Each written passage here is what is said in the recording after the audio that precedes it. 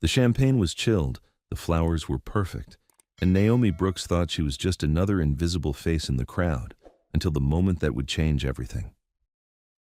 What she didn't know was that while she served drinks to wedding guests, the groom had been watching her for months, falling for the one woman who saw him as more than just money and status. When Ethan Walker stood at that altar and couldn't say, "I do," 300 guests gasped in horror, but only one person in that room knew she was the reason why. In a single moment of devastating honesty, a wealthy man would choose love over loyalty, shocking his family and society, while a working woman would discover that sometimes the most dangerous thing you can do is let someone truly see you. The wedding was supposed to unite two perfect families, but instead, it would expose every lie they'd been living and force everyone to choose between what looks right and what feels true. If you're watching this story unfold, hit subscribe and tell me what city you're watching from. I love connecting with viewers from around the world. The alarm buzzed at 5:30 a.m., just like every Saturday for the past 2 years. Naomi Brooks rolled over and hit the snooze button, allowing herself 30 more seconds of warmth under her grandmother's quilt. The morning air in her small apartment was crisp, carrying the salt scent of the ocean just a few miles away. She sat up slowly, running her hands through her natural hair. Today was going to be different. Today was the Walker Whitmore wedding at the Ocean View Resort, and she'd been chosen to lead the catering team for the ceremony service. It was a big deal, the kind of event that could open doors if everything went perfectly. Naomi padded to her tiny kitchen and started the coffee maker. Through her window, she could see the sun just beginning to rise over the water. The view wasn't much, but it was hers. She'd worked 3 jobs to afford this place after college, and every morning she felt grateful for the independence it represented. Her phone buzzed with a text from Lena, her coworker and closest friend. "Ready for the big day? Don't let them rich folks intimidate you. You got this." Naomi smiled and typed back, "Just trying not to spill soup on anyone important." She'd been working events at the resort for 8 months now. The work was steady, the tips were decent, and her supervisor, Ms. Chen, had been hinting at a promotion to event coordinator. Naomi knew she was good at what she did. She could keep 12 different orders straight in her head, navigate a kitchen during the dinner rush, and make even the most difficult guests feel taken care of. But today felt heavier somehow. Maybe it was because she'd been assigned to work so close to the ceremony itself. Usually, she stayed in the back, making sure the kitchen ran smoothly. Today, she'd be out front, coordinating with the wedding planner, making sure the champagne service went perfectly, keeping an eye on every detail. After a quick shower, Naomi pulled on her black dress and comfortable flats. She pinned her hair back in a neat bun and checked her reflection. Professional, invisible, just how she liked it at work. The drive to Ocean View Resort took 20 minutes through winding coastal roads. The resort sat on a bluff overlooking the Pacific, all glass and clean lines designed to showcase the view. Naomi had driven past it hundreds of times growing up, never imagining she'd work there someday. She parked in the employee lot and walked through the staff entrance. The resort was already buzzing with activity. Wedding vendors wheeled in flowers, photographers tested their equipment, and the cleaning crew put finishing touches on everything. "Naomi!" Ms. Chen appeared at her elbow, clipboard in hand. "Perfect timing. I need you to do a final walkthrough of the ceremony space. The bride's family wants everything exactly right." They walked through the resort's main lobby, past groups of wedding guests checking in. Naomi caught glimpses of expensive luggage and designer clothes. The wedding party had taken over an entire wing of the hotel. The ceremony would be held on the Ocean View Terrace, a stunning space with floor-to-ceiling windows that opened to let in the sea breeze. White chairs were arranged in neat rows facing an arch decorated with white roses and baby's breath. Everything looked perfect. "The champagne service happens right after the vows," Ms. Chen explained. "I'll need you positioned by the side entrance so you can cue the servers the moment the officiant pronounces them married. No delays, no confusion." Naomi nodded, making notes. "What about the cocktail hour setup?" "Already handled, but keep an eye on the bar during the ceremony. Sometimes guests slip out early for drinks." As they talked, Naomi noticed a man in a charcoal gray suit standing near the arch. He was tall with brown hair that looked like he'd run his hands through it, His shoulders were tense as he spoke quietly with an older woman in an elegant blue dress. Naomi had seen him before. During the past few months, she'd worked several events where he'd been present. There had been engagement parties, bridal showers, family dinners. He was always polite when their paths crossed, always said please and thank you. Unlike some of the wealthy guests, he seemed to actually see the staff as people. "That's the groom," Ms. Chen said, following her gaze. "Ethan Walker. His family owns Walker Development. They've been resort members for years." Naomi watched as Ethan nodded at something the older woman said, but his expression remained troubled. She wondered if all grooms looked that stressed on their wedding day. "I better get to the kitchen," Naomi said, turning away. The next few hours passed in a blur of final preparations. Naomi checked and double-checked every detail. She reviewed the timeline with the servers, made sure the Fano champagne was properly chilled, and confirmed the backup plans for everything from bad weather to missing flowers. Around noon, the bride arrived for photos. Claire Whitmore was stunning in an expensive, classic way. Her wedding dress probably cost more than Naomi made in 3 months. She moved through the space like she owned it, directing photographers and adjusting flowers with practiced ease. Naomi stayed out of the way, but she found herself studying Claire's face. The bride looked beautiful, but there was something cold in her expression. She smiled for the cameras, but it didn't reach her eyes. "She's gorgeous," Lena whispered, appearing beside Naomi with a tray of water glasses for the wedding party. Naomi agreed, but something felt off. She couldn't put her finger on it. By 2 p.m., guests were arriving. Naomi positioned herself near the side entrance to the ceremony space, checking her watch. Everything was running on schedule. She watched the guests file in, women in bright spring dresses and men in expensive suits. Everyone looked perfectly put together. This was the kind of crowd that summered in the Hamptons and spent winters in Palm Beach. Naomi had grown up just 20 minutes away, but it might as well have been a different planet. Her parents had run a small grocery store in town until her father's heart attack when she was 16. After that, her mother had worked 2 jobs to keep the family afloat. They'd never been poor, exactly, but money had always been something to worry about. "Naomi," she turned to find Ethan walking toward her. Up close, she could see the strain around his eyes more clearly. "Mr. Walker," she said politely, "is there anything you need?" "No, He stopped and looked at her for a moment. "I wanted to say thank you. For everything. You've been so helpful during all these events." Naomi blinked in surprise. "Just doing my job, sir." "Still." He paused, seeming to struggle with something. I appreciate how professional you've always been." There was something strange in his voice, but before Naomi could respond, the wedding planner appeared. "Ethan, there you are. We need to get you positioned. The ceremony starts in 10 minutes. He nodded and looked back at Naomi. "Thank you," he said again, quietly. Naomi watched him walk away, confused by the interaction. She'd noticed him before, of course. He was hard to miss, tall and handsome in that wealthy, all-American way. But more than that, he'd always seemed different from his crowd. Quieter, more thoughtful. During the engagement party in February, she'd been refilling the coffee station when she'd overheard him defending one of the servers who'd accidentally spilled wine on a guest's dress. He'd been kind about it, firm but not harsh with the complaining woman. In March, at the bridal shower, he'd helped her carry heavy boxes to her car without being asked. They'd talked briefly about the weather and the beautiful spring flowers in the resort's gardens. It had been a nice conversation, easy and comfortable. At the rehearsal dinner last night, he'd remembered that she preferred coffee over tea and had made sure there was a fresh pot available for the staff. Small things, but they'd noticed each other. Now, standing in her position by the ceremony entrance, Naomi felt oddly unsettled. She shook off the feeling. Today wasn't about her. She had a job to do. The music started, and guests rose as the wedding party processed down the aisle. Claire's bridesmaids looked like they'd stepped out of a magazine, all blonde hair and perfect smiles. Ethan's groomsmen were equally polished. Then came Claire herself, on her father's arm. She looked like a princess in her flowing white dress, her veil trailing behind her. The photographer captured every step. Naomi found herself holding her breath as the bride reached the altar. Ethan's face was impossible to read from where she stood. The officiant began speaking about love and commitment and the sacred bond of marriage. Everything was going perfectly.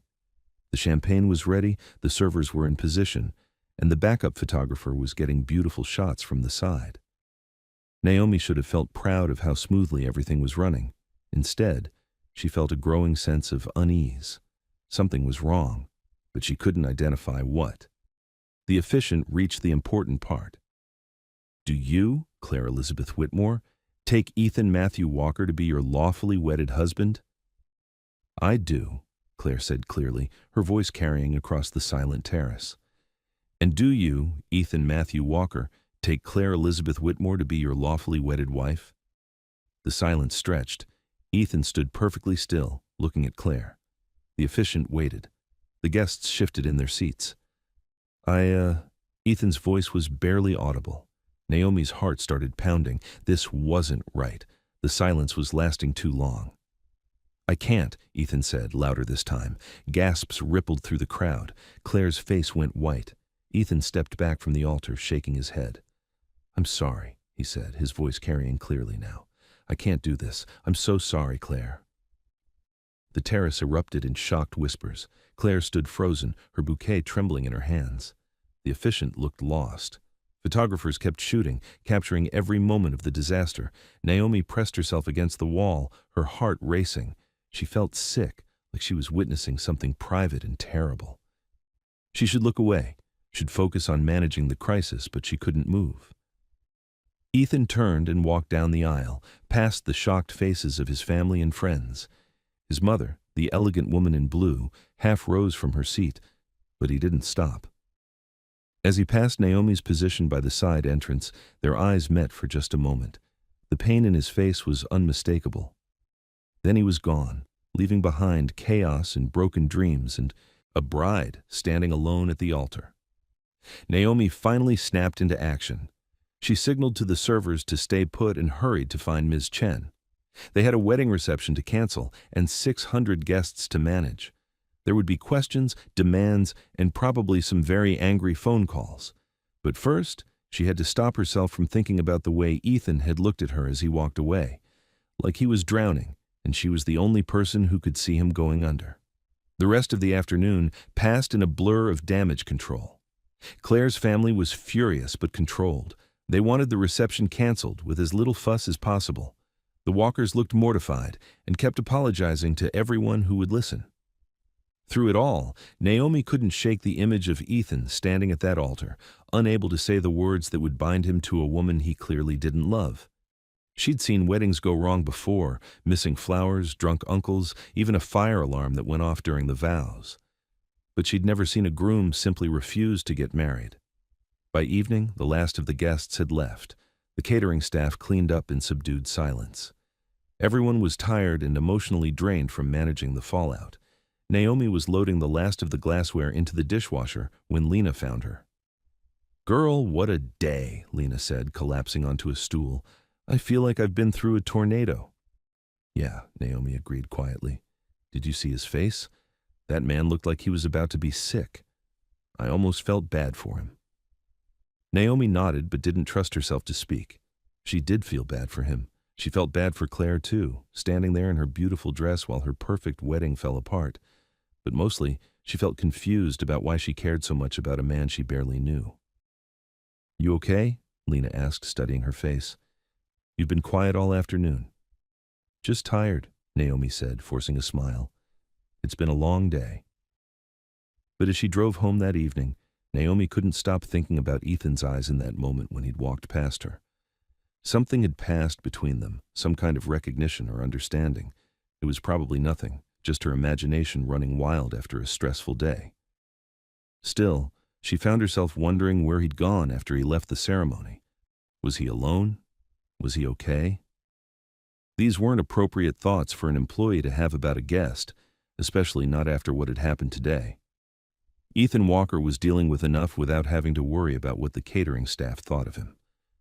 But late that night, lying in bed listening to the ocean in the distance, Naomi couldn't escape the feeling that something important had shifted. The careful professional distance she'd maintained was cracking, and she wasn't sure she could put it back together. Tomorrow, she'd go back to work and pretend today had been just another event. She'd be professional and invisible and safe, just like always. But deep down, she knew that something had changed when Ethan Walker walked away from his wedding and looked at her like she was the only real thing in a room full of beautiful lies. Sunday morning came too soon. Naomi woke to her phone buzzing insistently on the nightstand. 3 missed calls from Ms. Chen and a text that simply read, "Need to talk. Come in early." The resort felt different when she arrived. Quieter somehow, like the building itself was recovering from yesterday's shock. Naomi found Ms. Chen in the main office surrounded by paperwork and looking tired. "How are you holding up?" Ms. Chen asked, looking up from her computer. "I'm fine. Is everything okay?" "Mostly." The Whitmore family was understanding, all things considered. No lawsuits, thank God. The Walkers covered all the cancellation costs. Ms. Chen rubbed her temples. "It's not great for our reputation, but these things happen." Naomi nodded, though she doubted things like this happened very often. "I need you to know," Ms. Chen continued, "that several guests complimented your professionalism yesterday. How you handled yourself during the situation, the family noticed." "Thank you. Take today easy, okay? We don't have any big events until next weekend." Naomi spent the morning doing inventory and helping set up for a small anniversary party. The work was routine, comfortable even. But every time someone walked through the lobby, she found herself looking up, half expecting to see a familiar tall figure in an expensive suit. It was ridiculous. Ethan Walker had no reason to come back to the resort anytime soon. He was probably somewhere far away, dealing with the aftermath of his decision. She needed to stop thinking about him. But Monday brought another surprise. Naomi was restocking linens when one of the front desk clerks found her. "There's a message for you," the young man said, handing her a sealed envelope. "Someone dropped it off this morning." Naomi stared at her name written in neat handwriting across the front. Inside, she found a simple note. "Naomi. I wanted to apologize if yesterday's events made your job more difficult. I hope you weren't blamed for anything that happened. If you're willing, I'd like to speak with you. Not about work, just to talk. My number is below if you're interested. No pressure. Ethan." She read it 3 times, her heart beating faster with each pass. He wanted to talk to her, not as an employee, but as a person. The careful boundary she'd maintained for months was being completely erased with a few simple sentences. Naomi folded the note and slipped it into her pocket. She couldn't think about this at work. She had tables to set and a lunch service to prep for. But the note seemed to burn against her leg all day. During her break, she pulled it out again, studying the handwriting. His phone number was written clearly at the bottom, just 10 digits that could change everything or nothing at all. That evening, Naomi sat in her apartment staring at her phone. Lena had called twice, but she'd let it go to voicemail. She needed to think.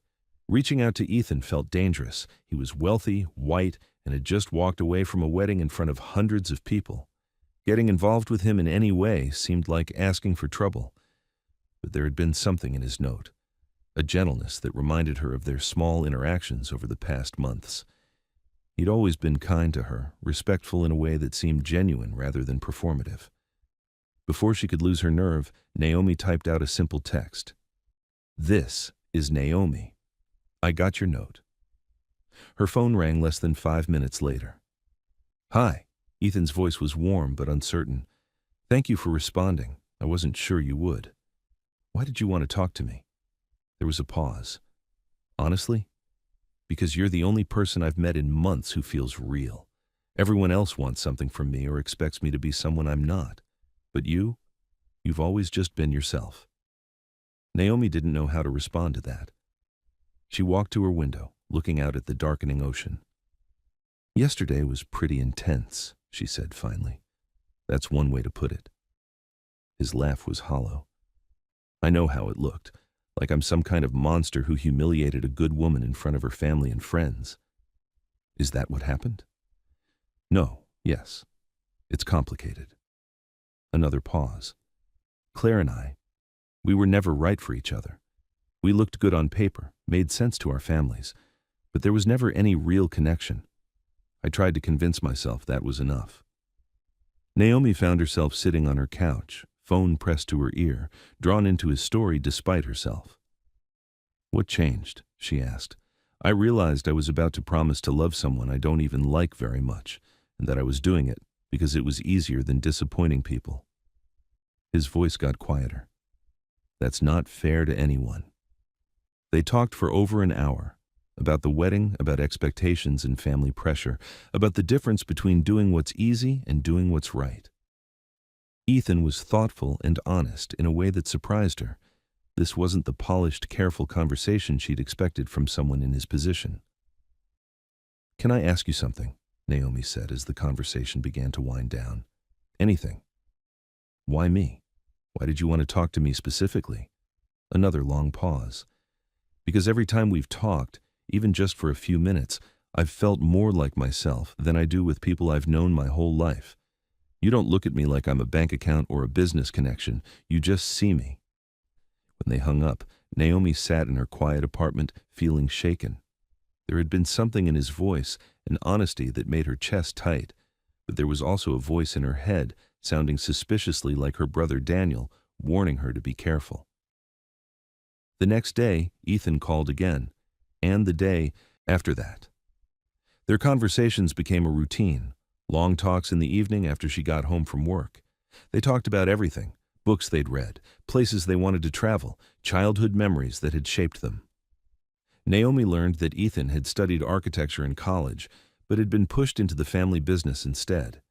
He'd traveled extensively, but always for work, never just to explore. He read voraciously and had strong opinions about everything from city planning to climate change. "What about you?" he asked one evening. "What did you want to be when you grew up?" "A teacher," Naomi said without hesitation. "I wanted to work with elementary kids, help them discover that learning could be fun." "What stopped you?" "Life," she said simply. "Dad died when I was a junior in college. I had to come home and help with the family store. Then Mom got sick, and there were medical bills. By the time things stabilized, I was 24, and starting over felt impossible." "It's not too late," Ethan said gently. "Maybe not. But right now, I'm focused on taking care of what I have." That Friday, Ethan suggested they meet in person for coffee. Naomi almost said no. Phone calls felt safe, contained, but seeing him face to face would make this real in a way she wasn't sure she was ready for. But she said yes anyway. They met at a small cafe in the town center, far from the resort and the wealthy neighborhoods where Ethan usually spent his time. He was waiting for her at a corner table, looking oddly nervous in jeans and a simple blue sweater. "Hi," he said, standing when he saw her. "Hi." Up close, without the formal context of the resort, Ethan looked younger, less polished but more genuine. They ordered coffee and found themselves talking as easily as they did on the phone. "I keep expecting someone to recognize you," Naomi said, glancing around the cafe. "Why?" "Your family is pretty well known around here, especially after, you know." Ethan's expression darkened slightly. "The local paper ran a story, very tasteful, just the facts. But yeah, it's been awkward going anywhere in town." "Any regrets?" He considered this carefully. "About how I handled it?" "Yes. I should have been honest with Claire months ago before it got that far. But about the decision itself? No, I can't regret refusing to lie for the rest of my life." They stayed at the cafe for 2 hours, talking until the late afternoon crowd began to fill the space. As they walked to their cars, Ethan stopped. "Would you like to have dinner with me?" he asked. "Somewhere nice, but not too formal. I know a place about 20 minutes from here." Naomi hesitated. Coffee felt casual, safe. Dinner felt like a date. "Okay," she said before she could change her mind. The restaurant was perfect, upscale enough to feel special but not so fancy that she felt out of place. They sat by the window overlooking a small harbor, watching boats bob in the evening. Light. "Tell me about your family," Ethan said over appetizers. Naomi talked about her parents, her brother Daniel, who was a mechanic with his own shop, her extended family scattered across 3 states. She described Sunday dinners at her aunt's house, where too many people crowded around a too small table and everyone talked at once. "It sounds wonderful," Ethan said, and there was something wistful in his voice. What about your family? Smaller, more formal. He paused. My parents have been married for 35 years, but I'm not sure they like each other very much. Family dinners are about business and appearances. My mother plans them like board meetings. That sounds lonely. It is. He looked out at the water. I used to think that was normal, that families were supposed to be polite and distant. Then I'd see families like yours at the resort, laughing together, actually enjoying each other's company. And I'd realize what I was missing. As the evening went on, Naomi found herself relaxing in a way she hadn't expected. Ethan was easy to talk to, genuinely interested in her thoughts and opinions. He asked about her work, her goals, her favorite books. He listened to her answers like they mattered. I should probably head home, Naomi said eventually, noticing how late it had gotten. Of course. Can I walk you to your car? Outside the restaurant, they stood awkwardly for a moment. The evening had felt natural, comfortable, but now the reality of their situation crept back in. I had a really nice time, Naomi said. So did I. Ethan stepped closer. I know this is complicated. I know there are a lot of reasons why this probably isn't a good idea. Probably not, she agreed. But I'd like to see you again, if you're willing. Naomi looked up at him, studying his face in the parking lot lighting. He looked hopeful and vulnerable, and completely different from the man she'd watched walk away from his wedding just a week ago. I'm willing, she said quietly. The smile that spread across his face was worth the risk. Over the next few weeks, they fell into a pattern. Ethan would pick her up after work, and they'd go for walks along the coast or grab dinner at small restaurants in neighboring towns. They were careful to avoid places where they might run into people they knew. Naomi told herself it wasn't because she was ashamed. It was because whatever was developing between them felt fragile and new, and she wanted to protect it from outside judgment until she understood what it was. The more time they spent together, the more Naomi realized how much she'd misjudged him. Ethan was thoughtful and funny and surprisingly down-to-earth. He was also carrying a lot of guilt about the wedding and worry about his future. My mother hasn't spoken to me since it happened, he admitted one evening as they sat on a bench overlooking the ocean. She's furious about the embarrassment to the family. What about your father? He's disappointed but trying to understand. He says he married my mother because his parents expected it, and he spent 35 years wondering what would have happened if he'd been brave enough to choose differently. Naomi took his hand, feeling the calluses that surprised her. Brave enough? He was in love with someone else when he met my mother, a teacher from a working-class family. His parents convinced him she wasn't suitable. Ethan's fingers tightened around hers. He told me he didn't want me to spend my life wondering, what if? Is that why you stopped the wedding? Because you were thinking about someone else?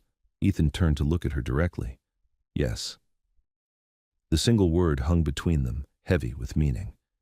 Naomi's heart started racing. Who? She whispered, though she thought she already knew. You, he said simply. I was thinking about you.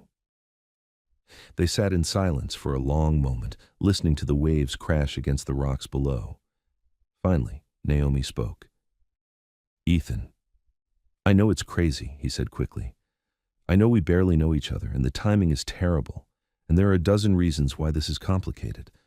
But I couldn't marry Claire when I was thinking about what it would be like to have real conversations with someone, to be with someone who sees me as a person rather than a title or a bank account.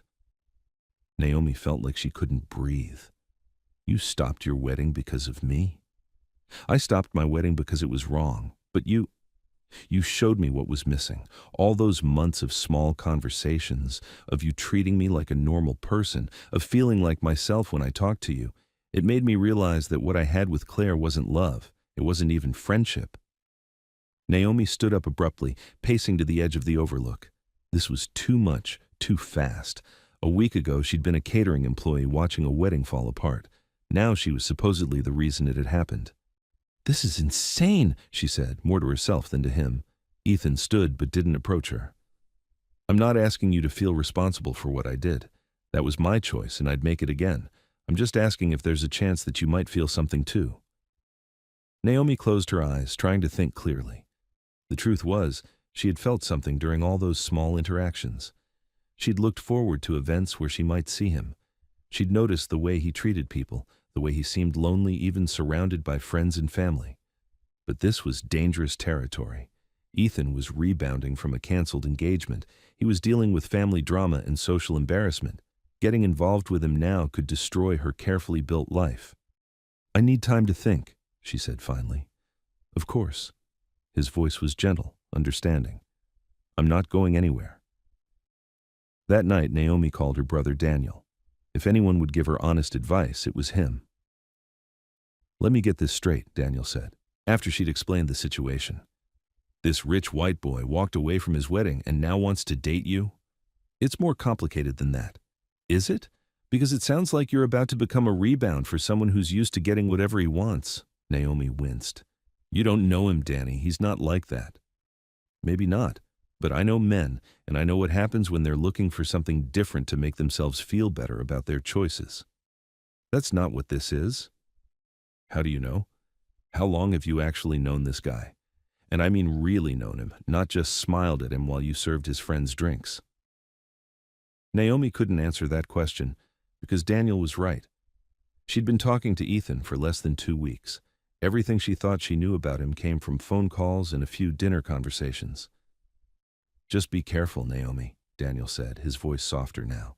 "You've got a good life, a good job. Don't throw it away for someone who might decide you were just a phase."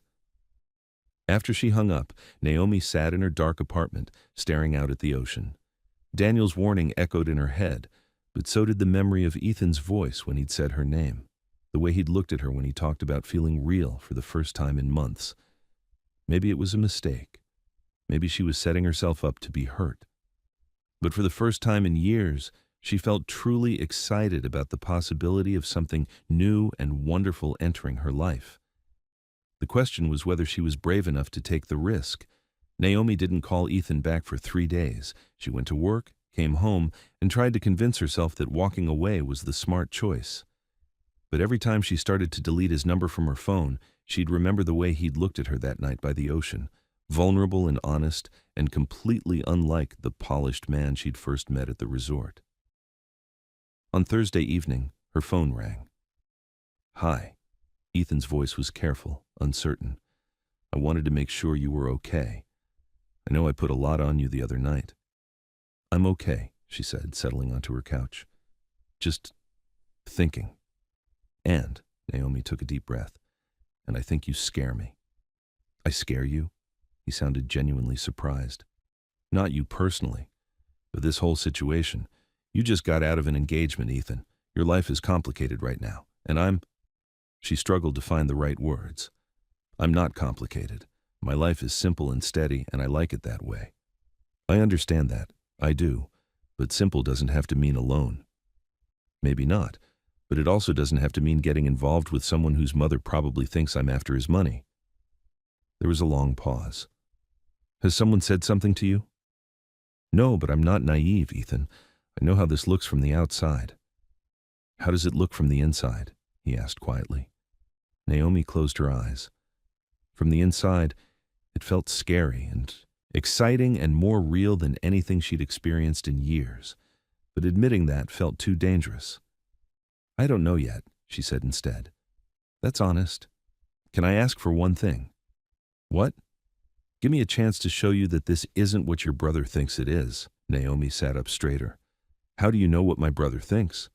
"Because if I had a sister and some guy in my situation wanted to date her, I'd be suspicious too. I'd wonder if he was looking for a distraction or trying to prove something to himself." The fact that he understood Daniel's concern made something in Naomi's chest loosen slightly. "So how would you prove him wrong?" "By being consistent. By being honest about what I want and what I don't want. By not rushing you into anything you're not ready for." They talked for another hour, and by the time they hung up, Naomi had agreed to see him again.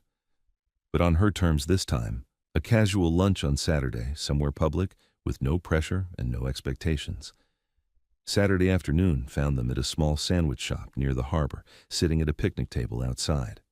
Ethan looked more relaxed than she'd seen him, wearing jeans and a faded t-shirt that made him look younger. "Tell me about the worst job you ever had," Naomi said, biting into her turkey sandwich. "Worst job?" Ethan thought for a moment. "The summer I was 16, my father made me work construction with one of his crews. He said I needed to understand what real work felt like. That doesn't sound so bad. Have you ever spent 8 hours a day digging ditches in 90-degree heat while your coworkers make jokes about the boss's spoiled son? Naomi laughed. Okay, that sounds pretty bad. Did you learn anything? I learned that I never wanted to take for granted how hard people work for their money, and I learned that the guys on that crew were some of the smartest, funniest people I'd ever met, even though they'd never had the advantages I did. Is that why you're always nice to the resort staff? Ethan looked surprised. You noticed that? Hard not to. Most of your friends treat us like furniture. My friends are... He paused, seeming to choose his words carefully. They're not bad people, but they live in a bubble. They've never had to think about how their actions affect people who can't push back. They spent the afternoon walking around the harbor, talking about everything and nothing. Ethan told her about his college years, about traveling through Europe and feeling more at home in small villages than in the fancy hotels his parents preferred. Naomi talked about her job at the resort, about the satisfaction of making big events run smoothly and the frustration of being invisible to most of the guests. You're not invisible to me, Ethan said as they sat on a bench watching fishing boats return with the day's catch. I know that now, but for a long time I thought I was just part of the scenery. When did that change? Naomi thought back to their first real conversation at the bridal shower in March. When you helped me carry those boxes to my car. You didn't have to do that, but you did it anyway. And you talked to me like a person, not like hired help. Because that's what you are, a person. It bothers me that you even have to say that. The sincerity in his voice made Naomi's heart skip. Your world and my world don't usually overlap much. Sometimes the lines get blurry about who's who. Maybe that's the problem with my world, Ethan said quietly. As the afternoon wore on, Naomi found herself relaxing in a way she hadn't since this whole thing started. Ethan was easy to be with, funny and thoughtful and genuinely interested in her thoughts and opinions. He asked about her family, her dreams, her favorite books. He listened to her answers like they mattered. I should probably head home, Naomi said as the sun began to set. Of course. Can I drive you? I have my car. Right. Ethan stood awkwardly. This was really nice, Naomi. Thank you for giving me a chance. Thank you for not making it weird. They walked to the parking lot together, stopping by her car. Naomi turned to face him, studying his expression in the golden evening light. Ethan. Yeah? I had a good time today. His smile was warm and genuine. So did I. I think I'd like to see you again. Really? The hope in his voice was unmistakable. Really? But we need to take this slow, okay? I need to be sure about what this is before it goes any further. Absolutely. Whatever you need. They saw each other twice more that week. Dinner at a quiet restaurant in the next town over, and a long walk on the beach near her apartment. Each time, Naomi felt more comfortable with him, more certain that whatever was happening between them was real. Ethan was nothing like she'd expected. He was down to earth despite his wealth, thoughtful despite his privileged upbringing. He asked good questions and gave honest answers. He made her laugh. Most importantly, he made her feel seen and valued in a way she hadn't experienced before. But she also noticed the tension he carried, phone calls from his family that made his jaw clench, text messages he'd read and then delete without responding, the way he'd sometimes go quiet, lost in thought about problems she couldn't share. Are you okay? She asked one evening as they sat in his car outside her apartment building. Fine, he said automatically, then caught himself. No, that's not true. Things with my family are complicated right now. Because of the wedding? Because of you, he turned to look at her. My mother knows I've been seeing someone. She's not happy about it. Naomi's stomach dropped. She knows about me specifically. She knows I'm dating someone she hasn't met or approved of. That's enough to make her suspicious. What has she said? Ethan hesitated. Things I don't want to repeat, but Naomi, you need to know that her opinions don't matter to me. Not about this. They matter to you in general, though. She's your mother. Yes, she is. And she's used to controlling every aspect of my life, from where I went to college to who I married. But that stops now. The firmness in his voice should have been reassuring, but Naomi felt a chill instead. She was coming between Ethan and his family, whether she meant to or not. That kind of pressure had a way of building until something broke. "Maybe we should slow this down," she said quietly. "Is that what you want?" Naomi looked at his face in the dim light from the street lamp. What she wanted was to forget about all the complications and just enjoy being with someone who made her feel special. But what she needed was to protect herself from getting too deep into something that might not last. "I don't know," she admitted. Ethan reached for her hand. "I know this is hard. I know there's a lot of pressure that comes with being involved with me. But I also know that I've never felt about anyone the way I feel about you." "How do you feel about me?" "Like I could fall in love with you," he said simply. "Like I'm already starting to." Naomi's breath caught. "Ethan, I'm not asking you to say it back. I'm just asking you not to run away because my mother has opinions about my personal life." That night, Naomi lay awake thinking about what he'd said. He was falling in love with her. The thought should have terrified her, but instead, it filled her with a warm, dangerous hope. The next morning brought a reality check. Naomi was setting up for a small conference at the resort when she overheard two women talking in the lobby. "Did you hear about Ethan Walker?" one of them said. "Apparently he's dating some girl who works here." "At the resort? You mean like a guest services person?" "No, I heard she's in catering. Can you imagine? Poor Claire is probably humiliated." Naomi forced herself to keep working, but her hands were shaking as she arranged the water glasses. This was what she'd been afraid of, becoming the subject of gossip and speculation, being reduced to some girl who works here. "I feel bad for his parents," the first woman continued. "Margaret Walker is beside herself. First, the wedding disaster, now this. Well, you know how men get when they're having a crisis. They make terrible decisions." Naomi finished her setup and escaped to the staff break room, where she sat with her head in her hands. This was exactly what Daniel had warned her about. She was becoming a scandal, a mistake, a terrible decision. Her phone buzzed with a text from Ethan. "Thinking about you. Hope you're having a good day." Naomi stared at the message for a long time before deleting it without responding. That evening, she didn't answer when he called, or the next night. By the third day, he stopped trying to reach her and instead showed up at her apartment. "What did I do?" he asked when she reluctantly let him in. "Nothing. You didn't do anything." "Then why are you avoiding me?" Naomi turned away, walking to her kitchen window. "People are talking, Ethan, about us, about what you're doing and why you're doing it." "What people?" "Resort guests, your mother's friends probably, people who think I'm some kind of phase you're going through." "And you believe them?" "I don't know what to believe." She turned to face him.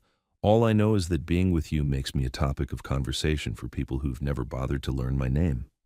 Ethan was quiet for a long moment. "You're right," he said finally. "I'm right?" "About the talking, about the judgment. It's not fair to you, and I'm sorry. But I'm not sorry about how I feel about you, and I'm not going to apologize for wanting to be with someone who makes me happy. Even if it makes your life complicated, especially then." He stepped closer. "Naomi, I spent 32 years trying to make everyone else happy. I was engaged to a woman I didn't love because it made sense on paper. I was miserable, and I was going to spend my whole life being miserable because it was easier than disappointing people. So I'm what, your rebellion? You're my chance at being happy." His voice was steady, certain. "You're my chance at having something real instead of something that just looks good from the outside." Naomi felt tears prick her eyes. "What if you change your mind? What if you decide the complications aren't worth it?" "Then I'd be an idiot." Ethan reached for her hands. "But I won't change my mind, Naomi. What I feel for you isn't going away." "How can you be so sure?" "Because I've never felt anything like this before. Because when I'm with you, I feel like the person I was meant to be instead of the person everyone expects me to be." They stood in her small kitchen, holding hands and looking at each other while the weight of the decision hung between them. Naomi could walk away now and protect herself from the scrutiny and judgment that would only get worse if their relationship continued, or she could trust that what they had was strong enough to weather the storm. "I'm scared," she whispered. "So am I," Ethan admitted, "but I'm more scared of losing you than I am of what anyone else thinks." That night, for the first time since they'd started seeing each other, Ethan stayed. Not for anything physical, they weren't ready for that yet, but he stayed to talk until late into the night, to hold her while she worked through her fears, to prove that he wasn't going anywhere. When Naomi woke up the next morning to find him making coffee in her kitchen, she felt something shift inside her chest. This felt right in a way that scared and thrilled her at the same time. "Good morning," he said, smiling at her over his coffee mug. "Good morning." She accepted the cup he handed her, inhaling the familiar smell. "No regrets? About staying over?" "None at all." He paused. "About anything else?" "I don't think so," she said slowly. "But Ethan, if we're going to do this, we need to be honest with each other about everything." "Agreed. And you need to understand that I won't be anyone's secret. If we're together, we're together. I won't hide or pretend to be something I'm not to make other people comfortable. I wouldn't ask you to. Even if your mother hates me?" Even then, his expression grew serious. "Actually, there's something I need to tell you about that." Naomi's stomach clenched. "What?" "She wants to meet you." Naomi nearly dropped her coffee mug. "She wants to what?" "Meet you," Ethan repeated, his expression apologetic.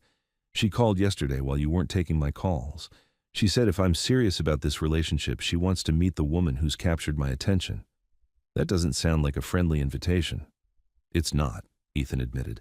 "She's hoping that meeting you will either convince me I'm making a mistake or convince you that you don't want to deal with my family." Naomi set down her mug and leaned against the counter. "And what do you think will happen?" "I think she'll underestimate you," Ethan said simply. "And I think you'll handle her better than she expects." "I don't know about that." "I do." He moved closer, taking her hands. "But I also want you to know that you don't have to do this. We can tell her no, or we can wait until you feel ready." Naomi studied his face, seeing both the hope and the worry there. This was important to him, but he was trying not to pressure her. The fact that he was willing to tell his mother no if she wasn't comfortable meant something. "When does she want to meet?" "Sunday dinner at the family house." "This Sunday? As in 3 days from now?" "I know it's soon." "Ethan, I can't have dinner with your family. I don't even know what fork to use at fancy dinners." He laughed, which was not the reaction she'd expected. "It's not fancy." "Well, the house is fancy, but dinner's just dinner. Regular food, regular conversation. My mother likes to cook." "Your mother cooks?" "Every Sunday. It's the one normal thing about our family gatherings." Naomi tried to imagine Margaret Walker, the perfectly dressed woman she'd seen at the resort, standing in a kitchen making dinner.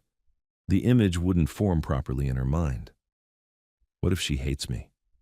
"Then she hates you," Ethan said gently. "But that won't change how I feel about you." "It might change how you feel about choosing between me and your family."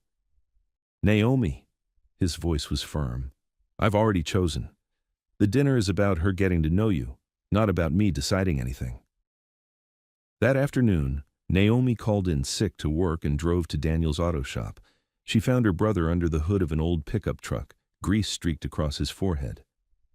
"This is either very good news or very bad news," Daniel said when he saw her face.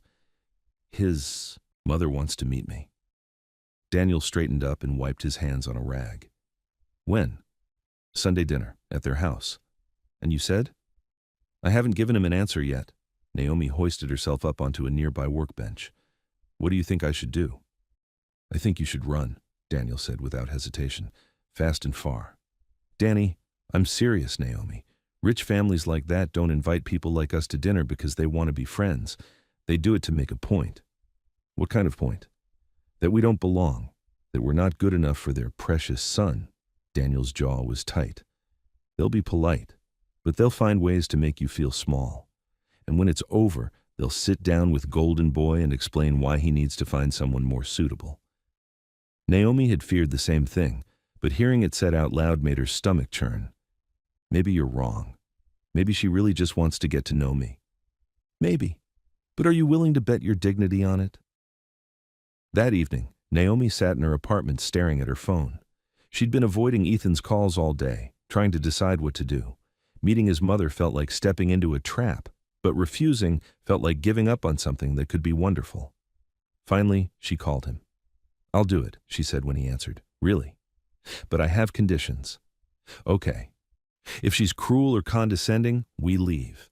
I won't sit through an entire dinner being treated badly just to prove I can take it. Absolutely. And you don't leave me alone with her, not even for 5 minutes. Done. Anything else? Yeah. You owe me the biggest ice cream sundae in town after this is over. Ethan's laugh was warm and relieved. Deal. The next 3 days passed in a blur of anxiety and preparation. Lena helped Naomi shop for something appropriate to wear, settling on a simple navy dress that was nice without being too formal. They practiced conversations, with Lena playing the role of a disapproving wealthy mother.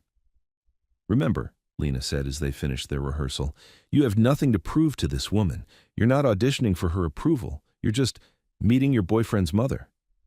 Right, just meeting the mother of the man whose wedding I supposedly ruined. You didn't ruin anything. He made his own choice. Tell that to Margaret Walker. Sunday evening arrived too quickly. Ethan picked Naomi up at 6, looking handsome but tense in khakis and a button-down shirt. You look beautiful, he said when she answered the door. I look terrified. That too. He kissed her cheek gently. We don't have to do this, you know. I can call right now and cancel. No, let's get it over with. The Walker family home was everything Naomi had expected and worse. It sat on a bluff overlooking the ocean, all glass and stone in perfectly manicured gardens. The circular driveway could have fit 6 cars easily. Every detail screamed expensive, from the imported tiles to the custom lighting. This is where you grew up? Naomi asked as they walked to the front door. Unfortunately, it's beautiful. It's cold, Ethan said simply. Margaret Walker answered the door herself, which surprised Naomi. She'd expected servants or at least a housekeeper. Instead, here was Ethan's mother in a casual sweater and slacks, looking elegant but approachable. Ethan, she said, kissing his cheek, and you must be Naomi. I'm Margaret. It's nice to meet you, Mrs. Walker. Please call me Margaret. Her smile was polite but didn't reach her eyes. Come in. Richard is in the living room. The house was even more impressive inside. High ceilings, expensive artwork, furniture that looked like it belonged in a museum. Naomi tried not to gawk as they walked through the foyer. Richard Walker was a slightly older, grayer version of his son. He stood when they entered the living room, extending his hand with a genuine smile. You must be Naomi. I'm Richard. It's a pleasure to meet you. His warmth was such a contrast to his wife's cool politeness that Naomi felt some of her tension ease. Thank you for having me in your home. Of course. Can I get you something to drink? Wine, perhaps? Just water, please. They made small talk for a few minutes, about the weather, the view from the house, Naomi's drive over.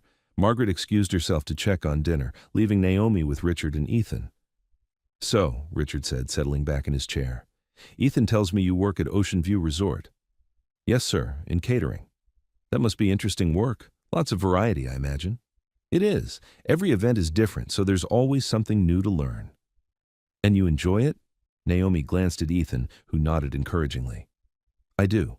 I like making sure everything runs smoothly, that people have a good experience. There's something satisfying about taking care of details so that families can focus on celebrating together. That's a lovely way to think about it, Richard said, and his approval seemed genuine. Margaret returned and announced that dinner was ready.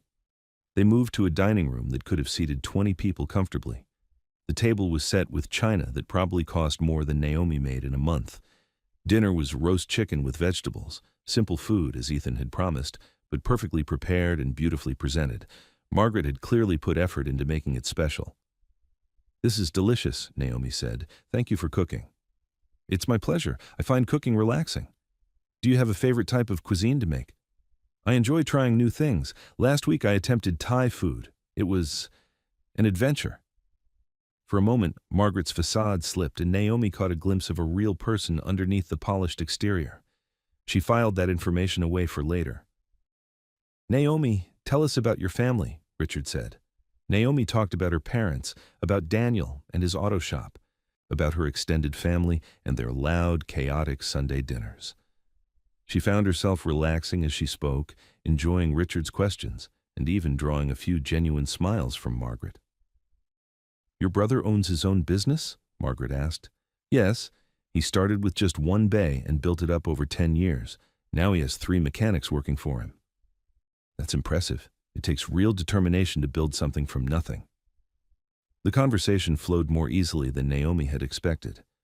Richard asked thoughtful questions about her work and her goals. Margaret was cooler but not unkind. Ethan relaxed visibly as the evening progressed. After dinner, Margaret suggested they have coffee on the terrace. The view was stunning, the sun setting over the ocean, painting the sky in brilliant oranges and pinks. "Richard, would you show Ethan the new roses you planted?" Margaret asked. "I'd love a few minutes to get to know Naomi better." Ethan shot Naomi a worried look, but she nodded slightly. She'd known this moment would come. When the men were out of earshot, Margaret turned to face her directly. "You're not what I expected," she said. "What did you expect?" "Someone more obvious, more clearly inappropriate." Naomi kept her expression neutral. "I'm sorry to disappoint you." "Oh, you haven't disappointed me. That's the problem." "I don't understand." Margaret was quiet for a moment, looking out at the ocean. "Ethan has always been easily influenced. As a child, he'd befriend the gardener's son or the housekeeper's daughter, completely oblivious to the differences in their circumstances. We thought he'd grow out of it." "You mean grow out of treating people as equals?" "I mean grow out of thinking that good intentions are enough to overcome fundamental incompatibilities." Naomi felt her temper flare, but kept her voice level. "What incompatibilities would those be?" "You work in food service, Naomi. Ethan will inherit a multi-million-dollar company. You come from a working-class family. He was raised in society. These aren't judgments. They're facts." "Facts that matter why, exactly?" "Because marriages work best between people who share similar backgrounds, values, and expectations. Because Ethan will face enough challenges running the family business without having to explain his wife to clients and business partners." The words hit exactly where they were meant to. Naomi felt small and out of place, and exactly like the interloper Margaret clearly thought she was. "I see," Naomi said quietly. "I don't think you do."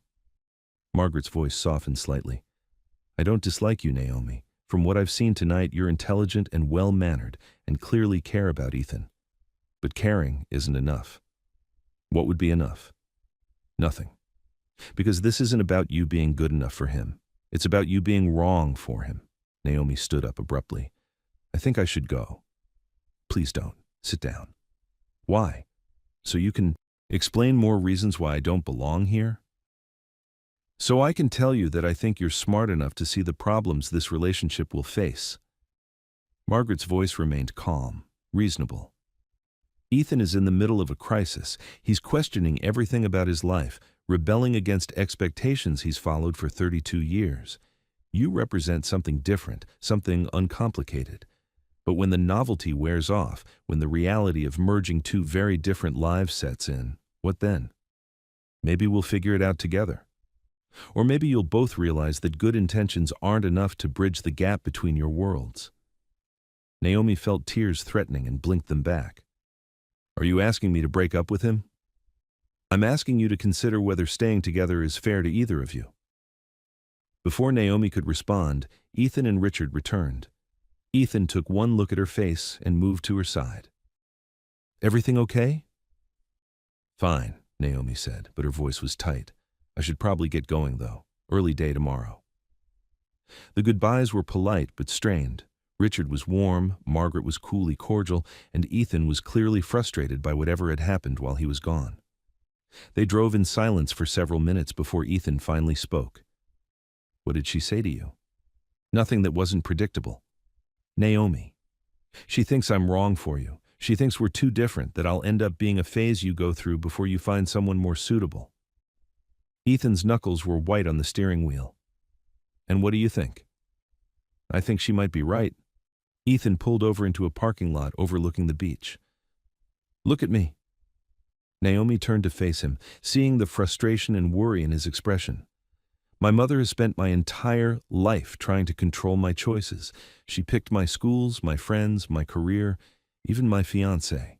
She's terrified that if I start making my own decisions, I'll make ones she doesn't approve of. Maybe she just wants you to be happy.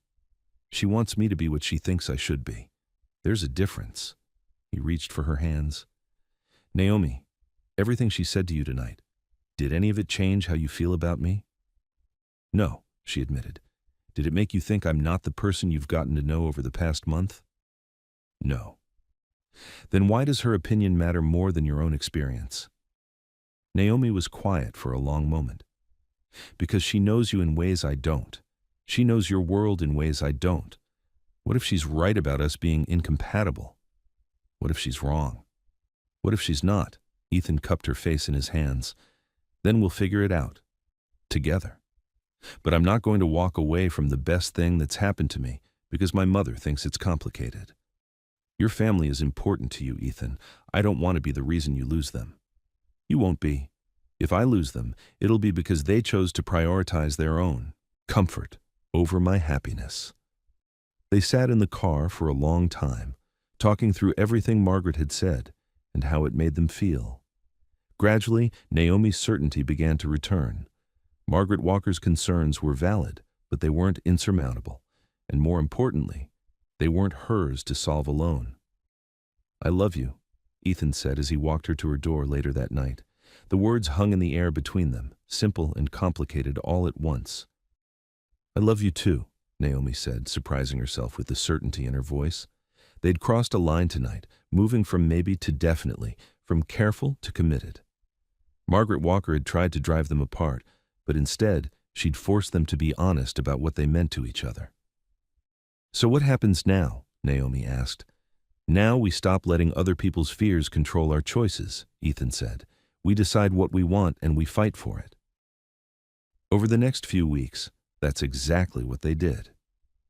Ethan had a difficult conversation with his mother, making it clear that his relationship with Naomi wasn't negotiable.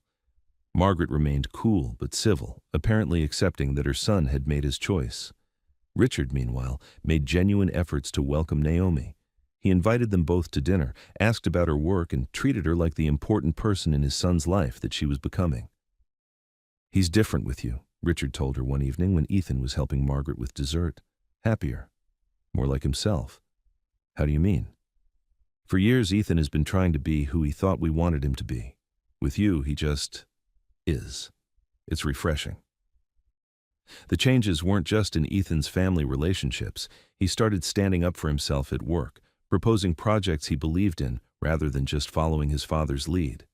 He seemed more confident, more settled in his own skin. Naomi changed too.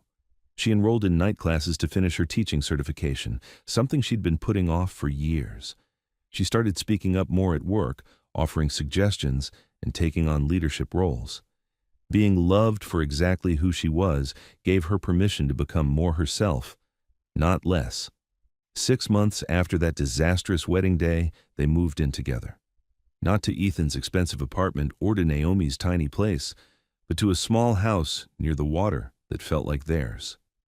Any regrets? Naomi asked one morning as they sat on their porch drinking coffee and watching the sunrise. About which part? Any of it. The wedding, your mother's reaction, moving in together. Ethan was quiet for a moment, considering the question seriously. I regret how I handled things with Claire. I should have been honest with her months earlier. But everything else? No regrets at all. Even though it's been complicated?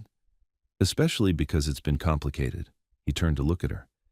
Easy things don't usually turn out to be worth having. The best things in life require a little courage. Naomi curled up against his side, feeling the solid warmth of him and the steady rhythm of his breathing. Margaret Walker had been wrong about one thing. This wasn't a phase or a rebellion or a temporary escape from reality. This was real life, with all its messiness and complications and unexpected joys. I love you, she said, the words as natural now as breathing. I love you too. A year later, on a quiet Sunday evening, much like that first dinner at his parents' house, Ethan asked her to marry him.